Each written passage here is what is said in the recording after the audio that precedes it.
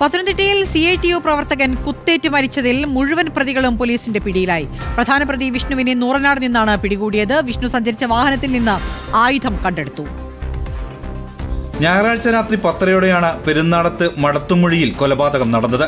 കുനങ്കര സ്വദേശി വിഷ്ണുവും മറ്റ് 7 പ്രതികളും ജിതിനെ ആക്രമിച്ചു.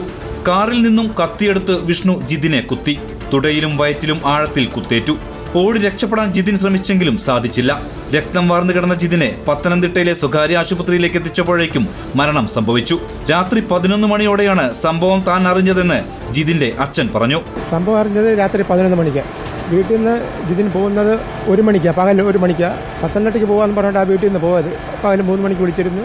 അവിടെ നമ്മുടെ പെരുന്നാട് കൂനങ്കര എന്ന് പറയുന്ന സ്ഥലത്ത് താമസിക്കുന്ന ആളെ ആക്രമിച്ചെന്ന് പറയുന്നു. അവരെയൊന്നും എനിക്കറിയത്തില്ല. തടിത്തൊഴിലാളിയായിരുന്നു കൊല്ലപ്പെട്ട ജിതിൻ.